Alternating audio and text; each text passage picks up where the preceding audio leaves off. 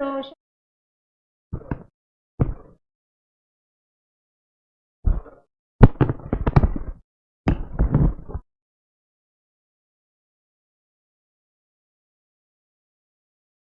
Direct आवाज आ रही है कि आप लोगों को स्पीकर से आ रही है आवाज?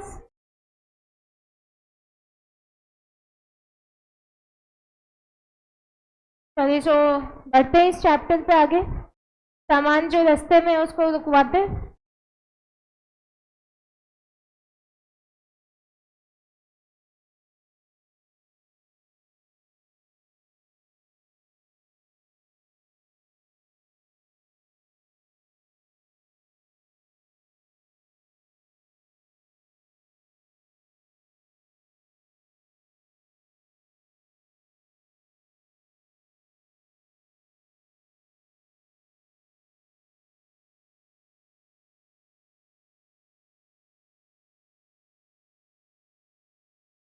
तो पेज नंबर 2.58 आप पूरा फोकस करके करो, तभी कोर्स टाइम से हो पाएगा। बातें करोगे तो फिर एक एक दिन खींचेगा। तो पेज गेट बंद कर दो बेटा। पेज नंबर 2.58 अपन ये पढ़ रहे हैं, when does the transit come to an end. कल की क्लास में अपन ने जो समझा था वो ये समझा था कि स्टॉपेज इन ट्रांजिट क्या होता है। आपके हाथ से सामान निकल चुका है और फिर उसके बाद आप सामान रोक रहे हो तो उसको अपन स्टॉपेज इन ट्रांजिट कहते हैं। ये जो पर्टिकुलर सिचुएशन है ये तभी एप्लीकेबल होती है जब बायर इंसॉल्वेंट हो जाए। कल की डेफिनेशन में पढ़ा था अपन ने। अब अपन यहाँ पे बात कर रहे हैं ड्यूरेशन ऑफ ट्रांजिट और जब ट्रांजिट कब खत्म होने आता है। तो ड्यूरेशन ऑफ ट्रांजिट को समझते हैं अपन सबसे पहले। The goods are deemed to be in course of transit from the time when they are delivered to a carrier or other daily। तो जो goods है वो ट्रांजिट में तब माने जाएंगे जब आपने उन किसको पास ऑन कर दिया, कैरियर को या फिर डेली को, for the purpose of transmission of the wire. Right, और क्यों किया है? जिससे कि आप उस सामान को किसको हैंड ओवर कर सको, बायर को हैंड ओवर कर सको।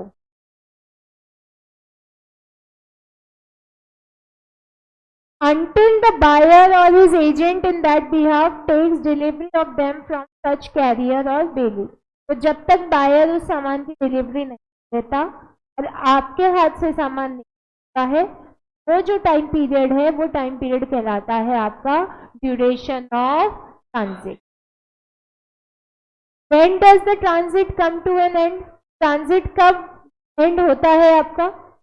यहाँ पे अपन बात कर रहे हैं the right of stoppage in transit is lost when transit comes to an end. वैसे ही ट्रांजिट खत्म हो जाता है वैसे ही उसको बीच में रोकने का जो राइट है आपका वो भी क्या हो जाता है, खत्म हो जाता है। अब आप उसको नहीं रोक सकते। इन द फॉलोइंग केसेस, जब बायर या बायर के बिहाफ पे कोई पर्सन है जिसने क्या ले ली है, डिलीवरी ले ली, तो डिलीवरी लेते ही अब स्टॉपेज इन ट्रांजिट का राइट आपका खत्म। Second point, buyer obtains delivery before the arrival of goods at destination. तो ये इंटरसेप्शन बाय बायर कहलाता है, जिसमें सामान जैसे दिल्ली पहुंचना था, दिल्ली से पहले जो स्टेशन आया बायर ने वहीं से सामान ले लिया, वहां पर था उसने सामान ले लिया, तो अब आप स्टॉपेज इन ट्रांजिट नहीं कर सकते। ये नहीं कह सकते कि डेस्टिनेशन से पहले बायर ने ले लिया तो हम रोक सकते। स्टॉपेज इन ट्रांजिट खत्म हो गया, बाकी राइट्स हैं आपके पास। थर्ड पॉइंट, कैरियर और डेली जो है वो एक्नॉलेज करता है बायर को या उसके एजेंट को कि उसने गुड्स अपने पास रख लिए हैं। He holds the good as the goods are loaded in the ship. Ship में जैसे ही गुड्स आपने डाले वैसे ही उसके बिहाफ पे बायर को इंफॉर्मेशन पहुंच गई कि ये जो सामान आपके बिहाफ पे हमने रखवा दिए हैं। तो आप कैरियर वाला या बेली जो भी है, जो भी क्रिएटर है, तो सामान को अगर बायर के बिहाफ पे रखवा रहा है तो बायर के पास ही माना जाएगा, स्टॉपेज इन ट्रांजिट नहीं कर सकते। तो वही आप सूट ही फाइल करो। Next is carrier wrongfully refuses to deliver goods to the buyer. Carrier यहाँ पे जो है, कैरियर इज बेसिकली मीडिएटर। तो मीडिएटर है वो गलती से बायर को सामान देने से मना कर देता है, गलती से मना कर देता है। इसका मतलब ये है कि मैंने ट्रक ड्राइवर से सामान भिजवाया, ट्रक ड्राइवर ने एक्स बायर को गलती से सामान देने से मना कर दिया और उसको अपने वेयर हाउस में रख लिया। उसको लगा कि एक्स तो बायर है ही नहीं, उसने कहा अब रियल बायर आएगा, जब तक मैं अपने गोडाउन में रख लेता हूँ। तो उस टाइम पीरियड के दौरान सेलर उस सामान को वापस मंगवा नहीं सकता, क्योंकि उसको वो सामान किसको पास ऑन करना था, बायर को। बायर का राइट था सामान को लेने का, लेकिन गलती से बायर को उसने क्या कर दिया, मना कर दिया। तो उस केस में seller stoppage in transit claim नहीं कर सकता। Next point, where goods are delivered to the carrier hired by the buyer। जो कैरियर है वो बायर के बिहाफ पे ही है।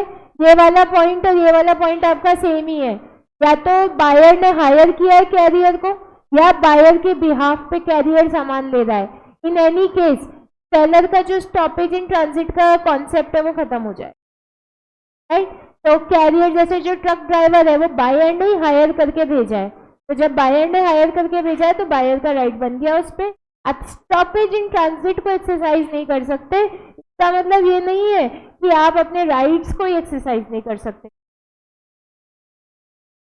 नेक्स्ट पॉइंट आ रहा है आपका, where the part delivery of the goods has been made to the buyer, transition will come to an end for the remaining goods which are yet in the course of transmission. वो lien के case में था, जैसे for example 2 kilo rice है जो कि deliver हो गए और 2 किलो राइस है जो कि अभी रास्ते में है, ट्रांसमिशन में है। तो अब जब ये वाले राइस डिलीवर हो चुके हैं तो बचे हुए राइस को आप बीच में रोक नहीं सकते, लेकिन अगर ये रास्ते में नहीं होते, आपके पास ही होते, तो आप इनको रोक लेते। पढ़ा था ना कल लीन के केस में कि आधा सामान पहुंच गया आधा रह गया तो आधे को रोक लो। ट्रांसमिशन के केस में आधा पहुंच गया आधा रास्ते में है तो फिर आप आधे को रोक नहीं सकते हो, जाना ही। And the last point, where the goods are delivered to a ship chartered by the buyer। वो एक ही पॉइंट है, ये 3 पॉइंट्स एक ही हैं जो मैंने टिक करे।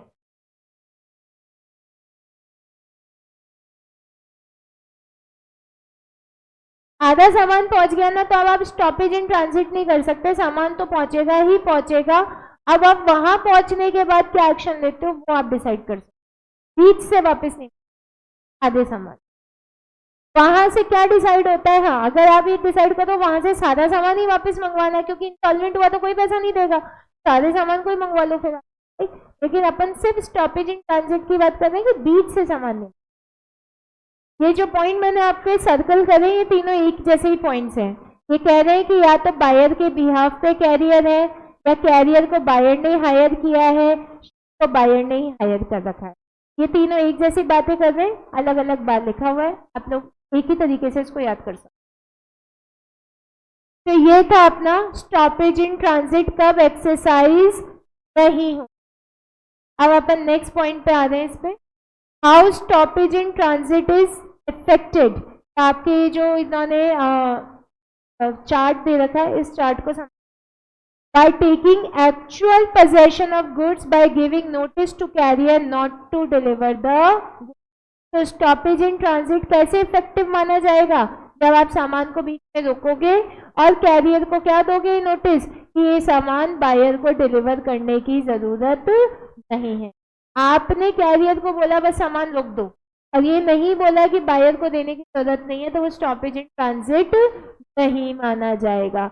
बीच में सामान है, आपने रोका और रोककर कैरियर को इन्फॉर्म किया कि ये बायर को नहीं देना है, तभी वो स्टॉपेज इन ट्रांजिट माना जाएगा। वरना जहां रुका वहां पे आके बायर ले सकता है सामान, तो नोटिस थोड़ा दिया आपने कैरियर को कि बायर को मत देना, तो कहीं से भी सामान ले सकता है। यही पॉइंट दे रखा है कि एक्चुअल पोजेशन लेना है आपको सामान का, जो सामान आपने रोका उसको वापस आप अपने पास मंगाओगे और बायर जो कैरियर है उसको आप इंफॉर्मेशन दोगे, नोटिस दोगे कि ये सामान बायर को देने की जरूरत नहीं। सिंपल सी बात है, बेटा लग रही थी आ गया। अब नेक्स्ट आ रहा है आपका difference between right of lien and right of stoppage in transit. इसको होमवर्क करेंगे आप लोग, मोस्ट इंपॉर्टेंट पार्ट है ये आपका, मार्केट योर होमवर्क।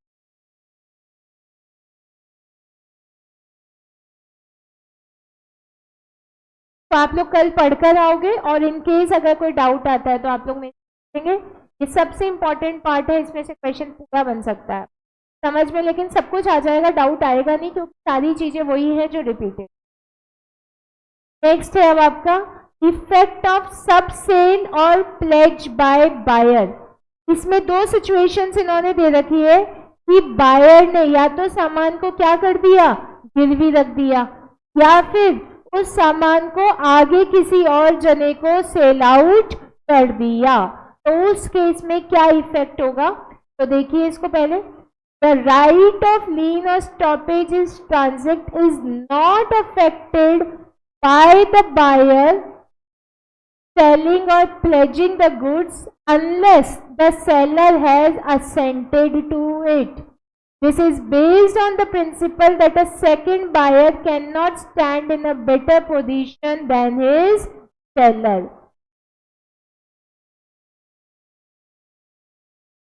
बताया गए थे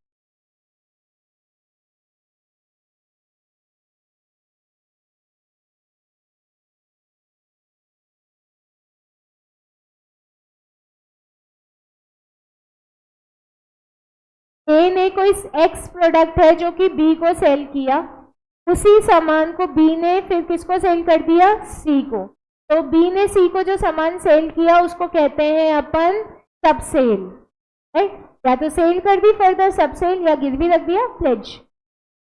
अब यहां पर बी का सी को सामान रखना, इसका मतलब यह है कि क्या अब ए अपना लीन का राइट या स्टॉपेज इन राइट ट्रांजिट के राइट को एक्सरसाइज नहीं कर सकता? ऐसा नहीं है, राइट? सामान अभी ए के पास है, पहली सिचुएशन के हिसाब से पोजेशन किसके पास है, ए के पास ही है। ए ने बी ने ए से मोबाइल खरीदा जो अभी किसके पास में है, ए के पास में। खरीदते ही उसने सी को प्रॉमिस कर दिया कि ये मोबाइल आपको मैं इतने में खरीद बेचूंगा। सी ने कहा हाँ ठीक है, सेल तो हो चुकी है, अग्रीमेंट टू सेल भी सेल ही होता है, राइट? अब इस केस में अगर बी ए को मोबाइल के पैसे नहीं दे तो क्या ए उस मोबाइल को लीन कर सकता है? बिल्कुल कर सकता है, सिर्फ और सिर्फ इस कंडीशन पे कि सी को वो आगे बेच चुका है या बेचने का प्रॉमिस कर चुका है, तो अब ए के पास लीन करने का राइट खत्म हो गया है। ये कंडीशन यहां पर नहीं। ठीक, दूसरी सिचुएशन, ए ने बी को मोबाइल पहुंचाया जो कि अभी रास्ते में है, राइट? रास्ते में रहते रहते उसको लगा कि बी से पैसा नहीं मिलने वाला। बी सी को प्रॉमिस कर चुका है कि मेरा मोबाइल रास्ते में ही है, आते ही मैं आपको दे दूंगा। ठीक, तो क्या अब ए स्टॉपेज इन ट्रांजिट को एक्सरसाइज नहीं कर सकता? क्या कर सकता है? तो अगर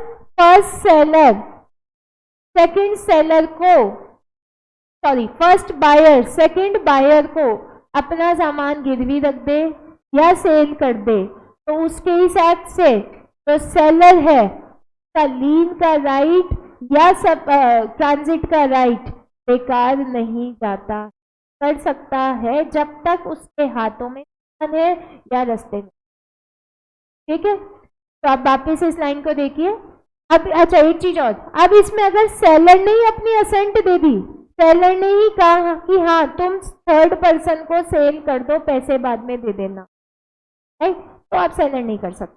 तो अब वो इन दो राइट्स को एक्सरसाइज, अब देखो इसकी वापस, द राइट ऑफ लीन और stoppage in transit not affected by the buyer selling or pledging the, buyer के सामान को सेल करने से या प्लेज करने से राइट ऑफ लीन या स्टॉपेज इन ट्रांजिट अफेक्ट नहीं होता, अनलेस सेलर ने क्या दे दिया, उसकी कंसेंट।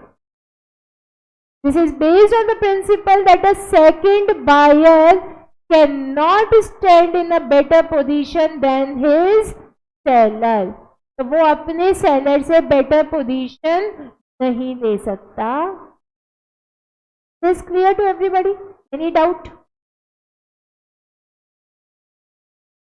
अब आ जाओ एक्सेप्शन पे।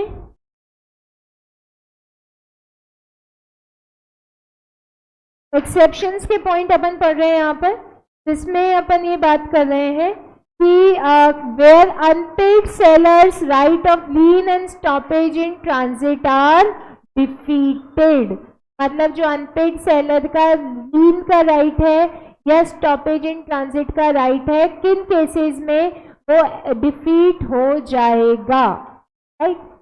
तो पहली सिचुएशन आप लोग देखिए, इसका एग्जाम्पल नंबर 8 खुद से पढ़िए एक बार yourself.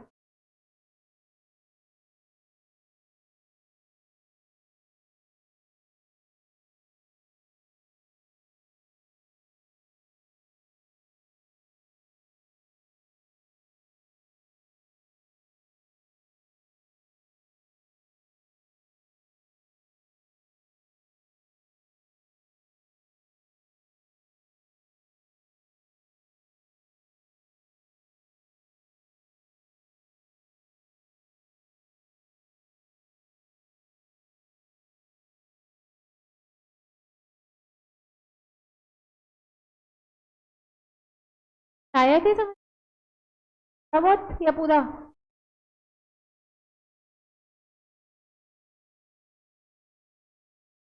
चलो पहले अजीब है, समझ आ देते हैं। A entered into a contract to sell cartons in possession of a wharfinger to B. A यहाँ पर सेलर है, वो B को कुछ कार्टन्स है जो सेल करने का उसने कॉन्ट्रैक्ट किया। जो सामान है वो किसके पोजेशन में? अभी वॉरफिंगर ए के हाथों में। वॉरफिंगर बताया आपको, गोदाम का जो owner. And agreed with B that the price will be paid to A from the sale proceeds recovered from customers. और ये अग्रीमेंट हुआ कि वो B से पैसे तब लेगा जब B को अपने कस्टमर्स से पैसा मिल जाए, राइट? तो A ने B को सामान दिया और अग्रीमेंट किया कि B पैसे कब लेगा? जब उसको अपने कस्टमर्स से पैसा मिल जाए, रिकवरी हो जाए। Now B sold goods to C. C B का कस्टमर हो गया, उसने C को सेल किया, C ने B को पे कर दिया। अब B किसको पे करेगा? के हिसाब से A को। But any how B failed to make payment to A. लेकिन B ने A को पे नहीं की। A wanted to exercise his right of lien. A जो है वो अपना राइट ऑफ लीन एक्सरसाइज करना चाहता था, क्योंकि सामान किसके पास है अभी तक? पोजेशन ऑफ वॉरफिंगर के हाथों में। And order the wharfinger not to make delivery to C. कहा सी को अपन सामान नहीं देंगे, राइट ऑफ लीन एक्सरसाइज कर रहे हैं क्योंकि बी ने पैसे नहीं दी। And the seller had assented to the resale of goods, जो अभी अभी भी अपन ने पढ़ा था कि सेलर ने रीसेल करने की असेंट दी थी। तो उस केस में जो आपका सब बायर है, जो सी है, उसको क्या मिलेगा? गुड टाइटल मिलेगा। By the buyer to the sub buyer as a right, as right to lien is defeated. ए इस केस में सिर्फ और सिर्फ अपने पैसे और डैमेजेस चार्ज कर सकता है, लेकिन वो उस पर्टिकुलर गुड्स को लीन पे नहीं रख सकता। सी जो थर्ड पर्सन है उसको गुड टाइटल मिलेगा। क्यों मिलेगा? क्योंकि ए ने क्या दी थी इस चीज की? कंसेंट दी। अभी एग्जैक्टली जो पॉइंट पढ़ा था वो है। तो ये पॉइंट यही कह रहा है कि जब सेलर सेल करने की असेंट दे दे, मॉर्टगेज गिरवी रखने की असेंट दे दे, या किसी भी तरीके से सामान को डिस्पोज ऑफ करने की असेंट दे दे, तो उस केस में सेलर राइट टू लीन या right to stoppage in transit को एक्सरसाइज नहीं कर सकता। Is this clear to everybody? कोई डाउट किसी को? Next point, point number B. When a document of title to goods has been transferred to the buyer, तो title to the goods के documents हैं, बेसिकली उस गुड्स के जो documents हैं, टाइटल है, वो किसको ट्रांसफर हो चुके हैं? बायर को, and the buyer transfers the document who has bought goods in good faith, और वो सेम डॉक्यूमेंट बायर ने किसी और पर्सन को ट्रांसफर कर दिए जिसने गुड फेथ में खरीदा, for value for price, then the provision of subsection 1 stipulates as follows, if the last mention transfer is by way of sale, right of lien और stoppage in transit is defeated. तो पहली situation, अगर seller ने buyer को documents दे दिए और वो document buyer ने किसी और थर्ड पर्सन को पास ऑन कर दिए हैं, तो अब सेलर राइट ऑफ लीन या स्टॉपेज इन ट्रांजिट एक्सरसाइज नहीं कर सकता। First situation. Second, if the last mentioned transfer is by pledge, unpaid seller's right of stoppage in transit only be exercised subject to the right of pledgee। तो cell के case में exercise नहीं कर सकता, गिरवी रखने के केस में एक्सरसाइज कर सकता है, subject to the rights, pledgee के पास जो राइट है, जिसके पास गिरवी रखा उसके राइट्स के हिसाब से। समझो इसको। ए यहाँ पे आपका सेलर है, बी को जो कि बायर है तो डॉक्यूमेंट्स पास ऑन कर दिए।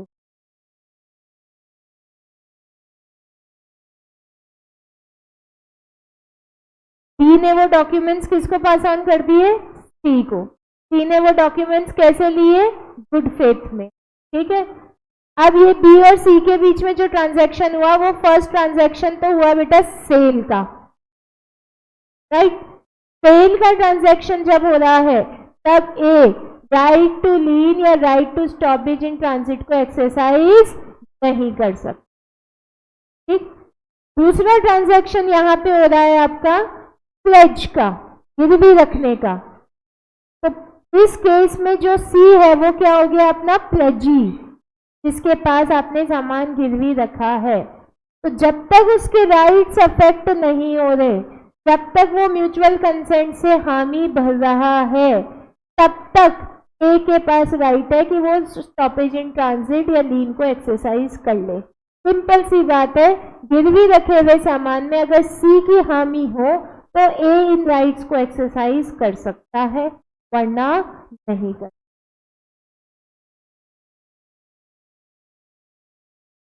के पास डॉक्यूमेंट्स आ गए थे, आपने मेरे से कोई सामान खरीदा, कोई ज्वेलरी खरीदी, मैंने आपको डॉक्यूमेंट्स भिजवा दिए, डॉक्यूमेंट्स के बेसिस पर आपने उसको सी के पास गिरवी रख दिया, राइट। अब हाँ, तो सी के पास आपने गिरवी रखा, तो अब मेरे पास क्या राइट है एज अ सेलर? सामान तो अभी मेरे पास ही है, राइट। तो एज अ सेलर मैं लीन और स्टॉपेज इन ट्रांजिट एक्सरसाइज कर सकती हूँ, कर सकती हूँ, अगर सी को परेशानी नहीं हो, सी का राइट अफेक्ट नहीं हो। तो अगर आपने गिरवी रखने की जगह सी को सेल कर दिया है सामान, तो फिर मैं स्टॉपेज इन ट्रांजिट या लीन को एक्सरसाइज नहीं कर। ये बात है, राइट। आया ये वाला पॉइंट समझ में? तो डाउट किसी भी स्टूडेंट को इस वाले पॉइंट में? ऑनलाइन स्टूडेंट्स, ये पॉइंट्स वैसे इजी हैं, लेकिन खुद से पढ़ते हैं, जल्दीबाजी करते हैं ना तो कंफ्यूज हो जाते हैं। तो धीरे धीरे पढ़ेंगे, अपने पास बहुत समय, अपने पास समय की किस्मत नहीं है, बट समझ में आना जरूरी है। ठीक, पढ़ जाऊं आगे? कोई डाउट नहीं है?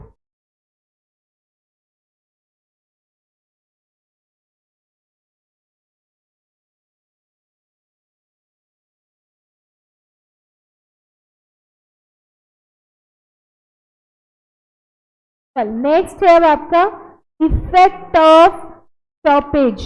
तो इफेक्ट ऑफ स्टॉपेज के पॉइंट्स क्या है उसको अपन पढ़ रहे हैं। The contract of sale is not rescinded, rescind करना यानी कैंसिल करना। कॉन्ट्रैक्ट ऑफ सेल आपका कैंसिल नहीं होगा when the seller exercise is right of stoppage in transit. The contract will still remain in force and buyer can ask for delivery on payment of price। मैंने सामान भिजवाया आपको, रास्ते में पता चला आप इंसॉल्वेंट हो सकते हो, आइडिया लगा, मैंने सामान वापस अपने पास मंगवा लिया, लेकिन स्टॉपेज इन ट्रांजिट की वजह से मेरा जो कॉन्ट्रैक्ट ऑफ सेल है वो कैंसिल नहीं होगा। बायर अगर उस सामान के आकर पैसे दे दे तो मुझे उसको वो सामान देना पड़ेगा।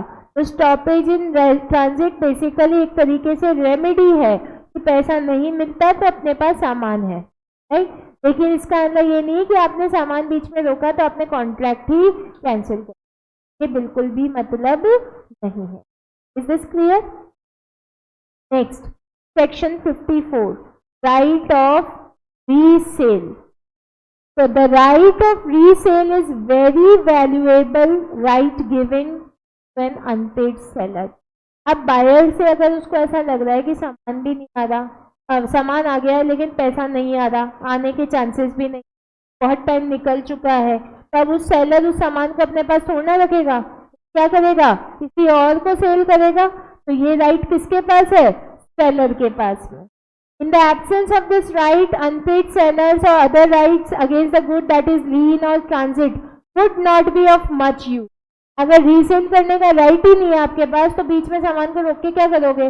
अपने पास भी रखा हुआ जो सामान है उसको भी रोक के क्या करोगे, राइट। तो ये रीसेल करने का राइट ही है जो आपके पास सबसे इंपॉर्टेंट राइट है। So unpaid seller can exercise the right to resell the goods under the following condition. ये कंडीशन है जिसमें अनपेड सेलर क्या कर सकता है? रीसेल करने के अपने राइट को एक्सरसाइज कर सकता। Let's read the point. Where the goods are of perishable nature, कब कब रीसेल कर सकता है वो रीसेल कर सकता है जब गुड्स कैसे नेचर के हो? पेरिशेबल क्या होता है? जो खराब हो सकते हैं। तो अब जो सामान खराब हो सकता है उसको अपने पास रख के क्या करेगा? वो तो जल्दी जल्दी सेल करना चाहेगा। तो the buyer need not be informed of the intention of resale. तो पेरिशेबल नेचर के केस में बायर को रीसेल करने की इंफॉर्मेशन देने की भी जरूरत नहीं है, बस रीसेल कर दो आप।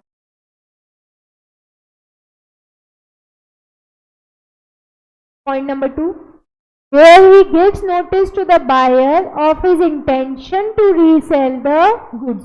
तो फर्स्ट सिचुएशन में नोटिस नहीं दे रहे थे, सेकंड सिचुएशन में नोटिस दे रहे हो। किसको दे रहे हो? बायर को। कौन दे रहा है? सेलर। किस चीज का? रीसेल का। So if after the receipt of such notice the buyer fails within a reasonable time or tender the price, the seller may resell the goods. मैंने सामान बीच में रोका, वापस अपने पास मंगा लिया या लीन कर लिया मैंने सामान को, और बायर को नोटिस दे दिया कि अगर आपने रीजनेबल टाइम में पैसा नहीं दिया या इतने टाइम में पैसा नहीं दिया तो हम गुड्स को क्या कर देंगे? रीसेल। और उस टाइम दौरान में बायर ने कोई भी एक्शन नहीं लिया। बायर को नोटिस था तो पता था कि रीसेल कर सकते हैं हम, फिर भी बायर ने एक्शन नहीं लिया, तो क्या हम रीसेल कर सकते हैं? उसको कर सकते हैं। It may be noted in such case on the resale of goods seller is also entitled to recover the difference between the contract price and resale price from the original buyer. Original buyer से बात हुई कि 100 रुपए में आप सामान खरीदोगे, अब उसने तो नहीं लिया सामान, उसने तो पैसे नहीं दिए, अब वो मेरा सामान मैंने 80 रुपए में ही बेचा किसी और को, बिका ही नहीं इससे ज्यादा में, तो जो डिफरेंस है 20 रुपए का वो मैं किससे क्लेम कर सकती हूँ? ओरिजिनल बायर से, की वजह से नुकसान हुआ है। Second, retain the profit if the resale price is higher than the contract price. अब 100 रुपए की बात हुई थी और 100 रुपए की जगह मैंने सामान बेचा 120 में, मेरे को कितने का प्रॉफिट हुआ? 20 रुपए का। वो मैं क्या बायर को दूंगी? क्या नहीं दूंगी। प्रॉफिट अगर हुआ तो उसको क्या कर सकती हूँ मैं? रिटेन। तो रीसेल करने के अलावा क्या क्या राइट है वो पढ़ रहे हैं। लॉस हुआ है तो लॉस किससे रिकवर करेंगे? ओरिजिनल बायर से। प्रॉफिट हुआ है तो उसको क्या कर लेंगे? रिटेन कर लेंगे, उसको देने की जरूरत नहीं है अपने को, ठीक है। अब ये वाला पैराग्राफ खुद से पढ़ो एक बार।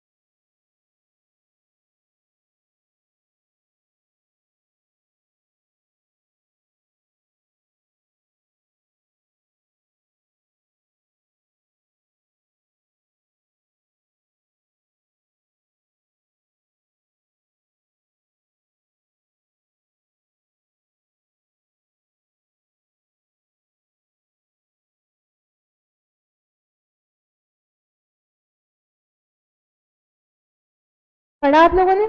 आया ये वाला पॉइंट समझ में? कोई डाउट किसी को? Next point 3, where an unpaid seller who has exercised his right of lien or stoppage in transit resells the good. तो अनपेड सेलर जिसने सामान पे या तो लीन एक्सरसाइज किया या स्टॉपेज इन ट्रांजिट को एक्सरसाइज किया, उसने अगर उसी सामान को रीसेल कर दिया है तो क्या होगा? द सब्सिक्वेंट बायर कौन है? जिसको अपन ने रीसेल किया है, राइट? तो लिख लो the whom we have resold the goods. वो बायर है जिसको अपन ने रीसेल किया। ओरिजिनल बायर जिसको पहले किया था, फिर उसके सामान को रोककर दूसरे बायर को किया, तो वो subsequent buyer, the one to whom we have resold the goods. उस बायर को कैसा टाइटल मिलेगा? Good title. Despite the fact that the notice of resale has not been given by the seller to the original buyer, आप उसको notice नहीं दे रहे हो। किसको नहीं दे रहे हो? ओरिजिनल बायर को नोटिस नहीं दे रहे हो, फिर भी आप सब्सिक्वेंट बायर को बेच रहे हो, तो सब्सिक्वेंट बायर को तो गुड टाइटल मिलेगा। नोटिस नहीं देने की वजह से बायर को कोई नुकसान हो गया, वो कहता आपने नोटिस ही नहीं दिया, मैं आ जाता, मैं दे देता आपको पैसे, तो वो फिर बायर क्लेम कर ले वो पैसे सेलर से। लेकिन जो सब्सिक्वेंट बायर है उसको तो टाइटल कैसा मिलेगा? Good title. ठीक, तो ये पॉइंट समझ में आया? नोटिस देना जरूरी है, देना चाहिए। अगर पेरिशेबल नहीं है तो, पेरिशेबल है तब तो नोटिस की जरूरत ही नहीं, लेकिन बिना नोटिस दिए भी अगर आप बेच रहे हो तो जिस सब्सिक्वेंट बायर ने गुड फेथ में खरीदा है उसको कैसा टाइटल मिलेगा? Good title. गुड टाइटल मतलब वो रियल ओनर कहलाएगा, उसकी ओनरशिप को कोई अफेक्ट नहीं करेगा। पहले के कोई ट्रांजैक्शन आपस में लड़ भिड़ लेंगे पुराने सेलर बायर, तो नया बायर है उसका टाइटल अफेक्ट नहीं। Next point, a resale by the seller where a right of resale is expressly reserved in contract of sale. तो यहाँ पे बात हो रही है सेलर ने क्या किया है?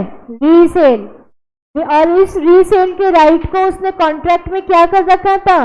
रिजर्व कर रखा था। मतलब उसने कॉन्ट्रैक्ट में ही लिखवा दिया था कि अगर आपने पैसे नहीं दिए तो मैं बाय डिफॉल्ट इसको क्या कर दूंगा? रीसेल कर दूंगा। रिजर्व कर रखा था अपने इस राइट को पहले ही। तो देखिए थ्योरी इसकी, sometimes it is expressly agreed between the seller and the buyer that in the case buyer makes the default, अगर बायर गलती करता है प्राइस पेमेंट में तो सेलर क्या कर देगा? उस सामान को रीसेल कर देगा किसी और पर्सन को। In such case seller is said to have reserved his right of resale, और वो जैसे ही बायर गलती करे बिना नोटिस दिए बिना कुछ किए उस सामान को क्या कर सकता है? रीसेल कर सकता है। It may be noted that in such case seller is not required to give notice of resale. He is entitled to recover damage भी ले सकता है from the original buyer if no notice of resale is given. बिना notice दिए भी वो damage claim कर सकता है अगर उसने अपने इस राइट को क्या कर रखा है? रिजर्व। किसमें रिजर्व कर रखा है? Contract. And the last point, where the good property in goods has not passed to the buyer. So the unpaid seller has in addition to his remedies a right of withholding delivery of goods. This right is similar to lien and is called quasi lien. आया क्या समझ में?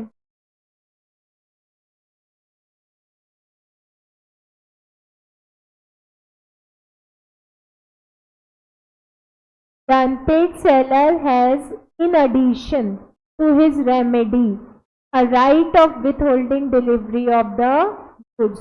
ये कह रहा है कि उसने जो सामान उसके पास पहुंचता उससे पहले ही उस सामान को उसने अपने पास रखवा लिया, तो ये कासी लीन कहलाता है। कासी लीन का मतलब होता है मैं अपने मॉरल वैल्यूज को ध्यान में रखते हुए किसी भी प्रॉपर्टी को क्या किया? होल्ड किया। और बायर ने भी इस चीज से किसी तरीके से कोई मनाही नहीं शो करी, कुछ भी उसने ये नहीं शो किया कि आपने ये पर्टिकुलर जो सामान है इसको लीन पे क्यों रखा है। तो बायर की तरफ से अगर परमिशन मिल गई है बाय डिफॉल्ट तो वो उस सामान को क्या कर सकता है, होल्ड कर सकता। कासी लीन जहाँ पे बायर खुद ही कह रहा है कि मेरे बस की पैसे नहीं दे सकता। तो विथ होल्डिंग का जो यहाँ पे आपके वर्ड आ रहा है उसका मतलब है रिफ्यूज करना, मना करना,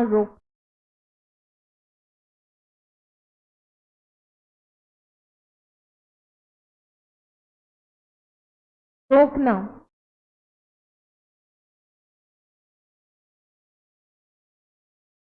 नहीं, वो यहाँ पर रोकने के साथ साथ रीसेल करने का ऑप्शन भी दे रहा है अपनी तरफ से। तो दिस इज नोन एज कासीलिंग। तो इन ये लाइन जो दे रखी है ना आपकी, in addition to his remedies, जो उसके पास अनपेड सेलर के पास जो रेमेडीज हैं वो रेमेडीज के अलावा वो उन सामान को रोक भी सकता है। तो वही रोकने की राइट को ही तो कह रहे हैं अपन। तो जो सामान ऑलरेडी रुका हुआ है उसको परमानेंटली रोक रहा है, बायर भी कह रहा है कि रोक लो, पैसे दे नहीं सकते, इसको कहते हैं कासी, क्योंकि सामान बायर के पास पहुंचा ही नहीं है। कासीलिंग वो कॉन्सेप्ट हुआ जिसमें आपने रोके हुए सामान को परमानेंटली रोक लिया खुद से ही, डबल लीन एक्सरसाइज कर लिया।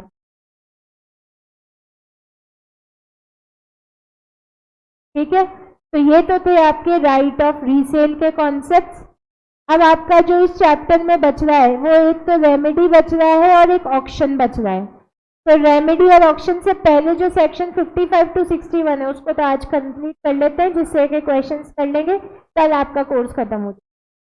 तो ज़्यादा बचा नहीं, एक पेज ही बचा। एक पेज के अलावा आज आपको क्वेश्चन आंसर्स देंगे तो वो भी आप करके लेकर आओगे, तो वो डाउट्स भी लेंगे। तो right of unpaid seller against the buyer, अलग ही चेहरे पे खुशी आ गई यहाँ पे।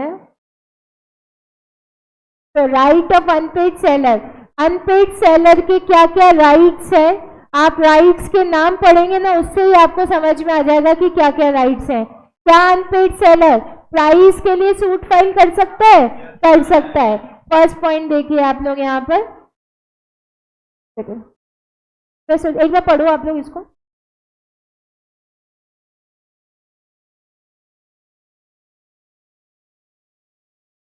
रीड इट योरसेल्फ, आपका असाइनमेंट चेक कर लेते हैं तब तक कि क्या दे सकते हैं आप।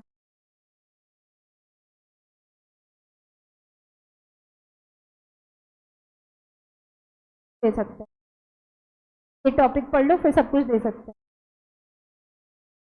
इसीलिए तो आज पढ़ा रहे हैं। फिर कल कोर्स खत्म हो जाएगा बेटा, फिर करके लाओगे, फिर परसों क्लास नहीं होगी, फिर डाउट पूछ, फिर डाउट में डालोगे, इधर डालोगे। तो यस, सूट फॉर प्राइस देखिए आप लोग, where under the contract of sale the property in the goods has passed to the buyer। कैसा कॉन्ट्रैक्ट हो रहा है? सेल का कॉन्ट्रैक्ट। बायर प्रॉपर्टी किसको पास ऑन हो चुकी है? बायर को। And the buyer wrongfully neglects or refuses to pay for the goods, और बायर उसके लिए पेमेंट नहीं करता या पेमेंट करने से नेग्लिजेंस शो करता है, तो सेलर उसको क्या कर सकता है? क्यों कर सकता है? काहे के लिए? For the price of goods.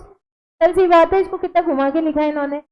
Buyer को पैसा, बायर ने सामान ले लिया, पैसे नहीं दिए तो सूट फाइल कर दो उसको। Second point, where under the contract of sale the price is payable on a certain day. Price किसी एक दिन आपने डिसाइड करी कि उसी दिन पे करेंगे। डिलीवरी से कोई मतलब नहीं कि सामान कब डिलीवर होगा, प्राइस पेमेंट की जो डेट है वो फिक्स हो चुकी है आपकी। The seller may sue him for the price although the property in the goods has not been passed and the goods have not been appropriated to the contract।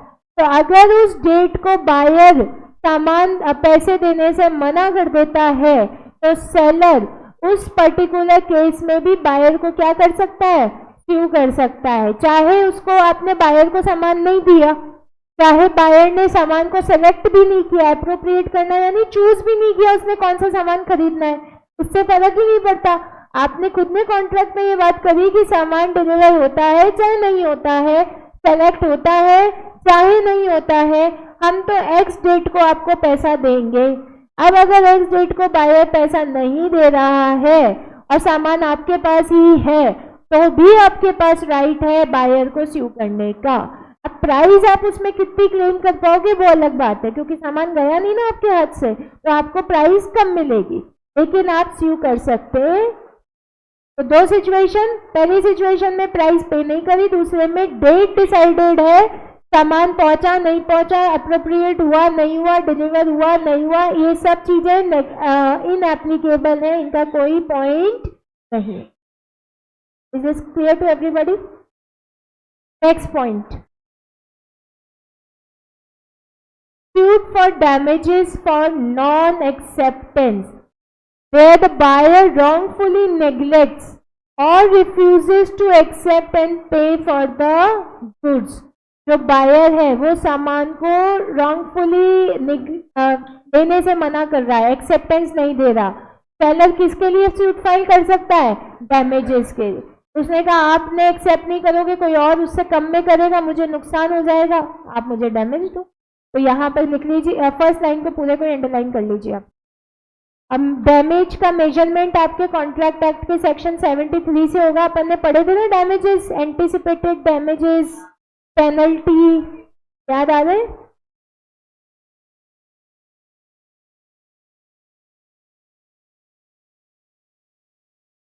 Point number 3, repudiation of contract before due date.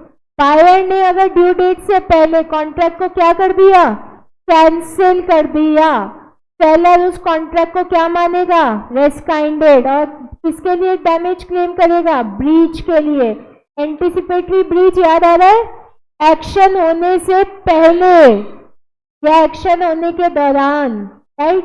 तो actual वाला तो होता है के दौरान actual damage हुआ, और action होने के पहले अगर कॉन्ट्रैक्ट कैंसिल हुआ। याद आया ये पॉइंट? कॉन्ट्रैक्ट में पढ़ा था। और लास्ट है कि बायर सेलर क्या क्लेम कर सकता है? इंटरेस्ट। पैसों के साथ साथ वो पैसे लेट पे करने के, नहीं पे करने की वजह से जो डिले हुआ है उसके टाइम वैल्यू के हिसाब से इंटरेस्ट क्लेम कर सकता है। देखो इसको, there is an specific agreement, किसके बीच में? सेलर और बायर के बीच में, as to interest on the price of the goods. अगर अग्रीमेंट में आपने इंटरेस्ट का कोई अमाउंट डिसाइड कर दिया कि 10%, 5% के हिसाब से इंटरेस्ट पे करेंगे, the seller may recover interest from the buyer. और अगर कोई स्पेसिफिक अग्रीमेंट नहीं है तो सेलर इंटरेस्ट चार्ज कर सकता है एज ही में नोटिफाई टू द बायर, जिस दिन से अमाउंट ड्यू चल रहा है रीजनेबल अमाउंट के साथ में। तो दो सिचुएशन है। फर्स्ट सिचुएशन जिसमें आपने कॉन्ट्रैक्ट में डिसाइड कर लिया था कि अगर टाइम से पेमेंट नहीं हुआ तो कितने % इंटरेस्ट के हिसाब से आपको पेमेंट करना होगा, करोगे। और अगर कोई अग्रीमेंट नहीं हुआ तो जो रीजनेबल अमाउंट और रीजनेबल टाइम डिले हुआ उसके हिसाब से कैलकुलेट कर सकता है सेलर। मार्केट की वैल्यू जो चल रही है गुड्स पे, उस सामान की क्या वैल्यू चल रही है। पेरिशेबल में तो बेच देगा ना हैंड टू हैंड ही, तो वो कम में बिकेगा, वो तो कम में बिकेगा तो उसका जो है उसमें तो टाइम वैल्यू होगी ही नहीं ना। वैल्यू तो होती है 2 महीना, 7 महीना।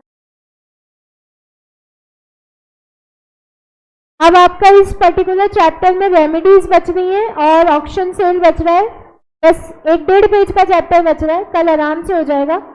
और आप लोग क्वेश्चंस पे आ जाइए। ऑब्जेक्टिव टाइप तो करने ही करने, हाँ ऑफकोर्स सब कुछ ही करना है आपको। अभी करते हैं अनमोल, एक बार क्वेश्चंस देख लो आप। डिस्क्रिप्टिव क्वेश्चंस देखिए, question 1, question 2, question 3, question 4, question 5, question 6, question 7 सारे। अब आप ऐसा करना, प्रैक्टिकली ये पॉसिबल नहीं है कि लिखो, पढ़ के आ जाना और आंसर को वेरीफाई करना। अगर लिख लो तो बेस्ट है, ऐसा नहीं कि कर ही नहीं सकते हो, बट एक बार पढ़ के जरूर आना, जिससे कि डाउट हो तो कल की क्लास में पूछ सको। ठीक है, तो कल की क्लास में इस चैप्टर से रिलेटेड जो डाउट है वो, और 1 पेज जो बच रहा है वो, बस ये करेंगे, कोर्स खत्म हो जाएगा। इसके अलावा अपन एक बार पिछले साल का पेपर देख लें, एक बार पैटर्न तो देख लें कि कैसा आता है। अभी देख लें क्या? कल? चलो ठीक है, कल देख लेंगे। 1.5 घंटे की है, किसने बोला? चलो अभी देखते हैं, डिसाइड करते हैं। तो अपन एक पेपर तो आप लोगों के एमसीसी में सारे आंसर्स वगैरह पेपर के सब गिवन है। अपन बस पेपर का पैटर्न देख सकते हैं कि भाई ये इस तरीके के क्वेश्चन है। नहीं, रिपोर्टिंग की सर दिखाएंगे।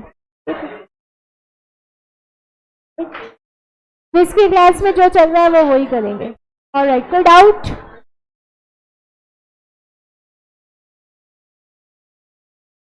Point number 3 Anmol.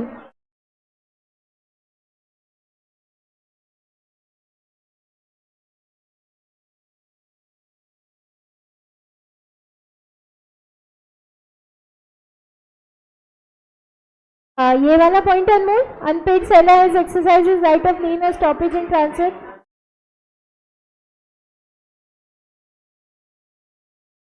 ये पॉइंट ये कह रहा है कि जो सब्सिक्वेंट बायर है उसको तो हमेशा आपका गुड टाइटल ही मिलेगा, ठीक है।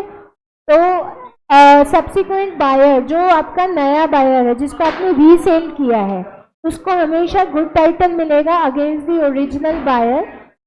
अब इसमें आपने रीसेल का नोटिस दिया या नहीं दिया ओरिजिनल बायर को, उससे मतलब नहीं है। मतलब किससे है? मतलब इस बात से है कि जो सब्सिक्वेंट बायर है उसका टाइटल अफेक्ट नहीं होगा, उसकी ओनरशिप अफेक्ट नहीं होगी।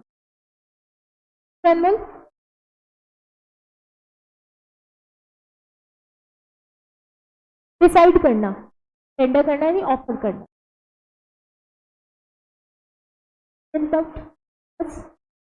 स्टूडेंट डाउट आप लोगों को? All right then, thank you. कल अपन लास्ट क्लास करेंगे बेटा। आप लोगों के डाउट्स अगर इस चैप्टर से रिलेटेड है तो कल लेकर आइएगा।